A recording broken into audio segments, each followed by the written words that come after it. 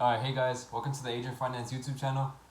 Today we're going to be going over one of my favorite things of all time having to do with the stock market. It's going to be going over dividends. Just a short little introduction about what dividends are. Pretty much if you own a stock that pays a dividend, every year they're going to give you back money. It could be quarterly, it could be annually, it could be monthly. And of course my favorite ones are monthly. I like to think about it like you buy a house and if you rent it out, people give you money. The same way with stocks. If stocks pay a monthly dividend, every single month you see consistent cash flow, and of course at the end of the day you can do compound interesting where every month you can get $100 off of dividends, and then next year you get $200 off, and then you keep just investing that, and 10 to 15 years that'll be like $1 million, $2 million. So yeah, we're gonna be going over like my top 5 favorite picks for right now. These are proven dividend payers. They've been paying for more than 10 years. Amazing companies, recession proof, which is probably one of the most important things. So right now with the whole like Rona situation going on, you gotta pick a company that's gonna be consistent, still have customers, and still be able to grow at the end of the day. So my first one is probably pretty much everybody's favorite, monthly dividend income, and they actually call themselves the monthly dividend stock. It's gonna be ticker symbol O, Realty Income. Right now they pay around like 5% dividend, or around 4.83, I believe.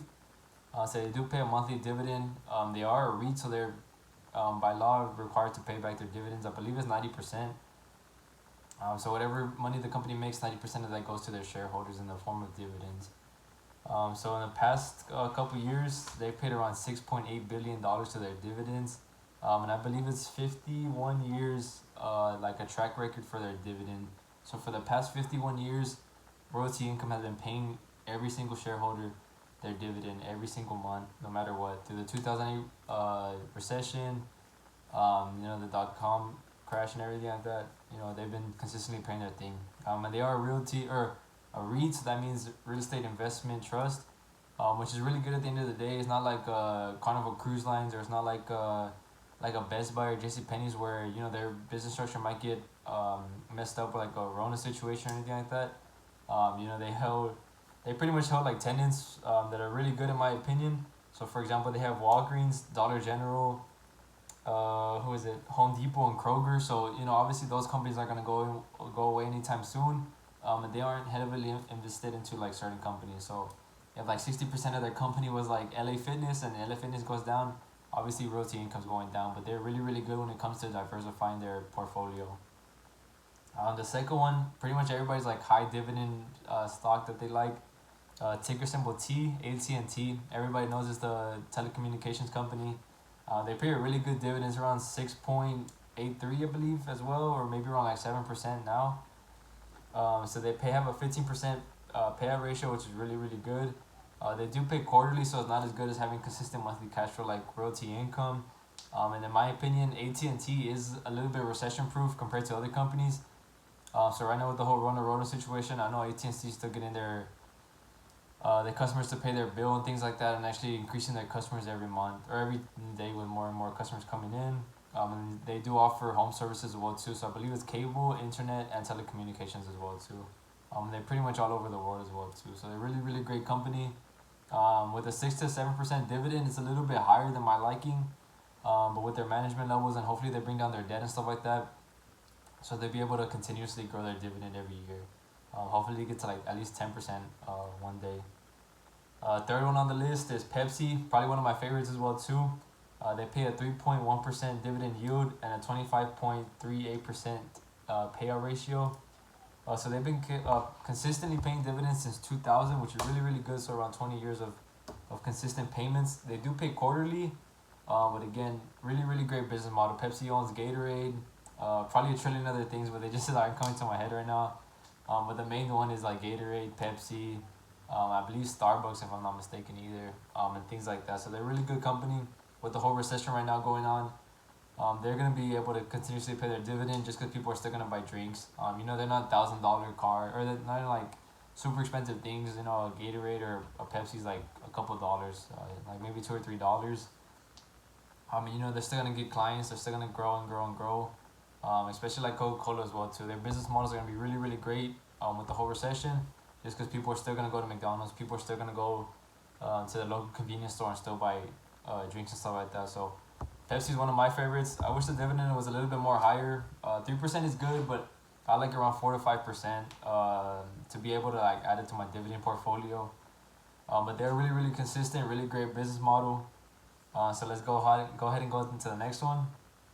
So it's gonna be SPHD. So it's a S&P 500 high dividend, low volatility. So they do this is kind of like an ETF as well too. So they all hold a bunch of companies inside of them.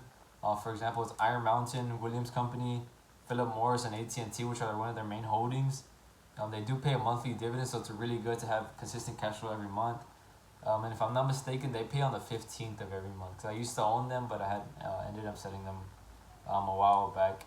So they have been paying consistent dividends since 2013. So I would like to see how their dividend goes with the whole Rona situation, just because in 2008 they didn't even pay a dividend back then. They are kind of like a low volatility, so the S&P 500 right now is beating them. So for like capital gains, I know the SPHD has around like 4% dividend yield. It should be around 4% to 4.5% around there, depending on what their prices are right now. Really good business model, but I feel like you could put your money in something else besides SPHD. I love it for consistent monthly cash flows. But at the day, if you find like a better investment, I'd say go ahead and shy away from SPHD and go ahead and put into like O or Pepsi or T. But a really great company overall. I would allocate maybe like 1 to 2% on SPHD. They're really good, but just capital gains really isn't there just because they're low volatility. And then the last one, probably one of my favorites as well too. Ticker symbol DIA, which is the Dow Jones Industrial Average ETF Trust, if I'm not mistaken. They pay around like 2% dividend yield. It is semi-monthly, so how they do it is where 2 months it's like right now it's like 60 cents for 2 months, and then the third month it will be around like 10%. So it's kind of like a little bit of decline. But for the past couple of years they've been doing that. So it does track the Dow Jones Industrial Average, which is pretty much my favorite index. The expense ratio is only 0.16%, so it's really good as well too. And then it has monthly dividends, so every month you'll be able to get consistent cash flows into something really good like the Dow. The Dow's always gonna go up.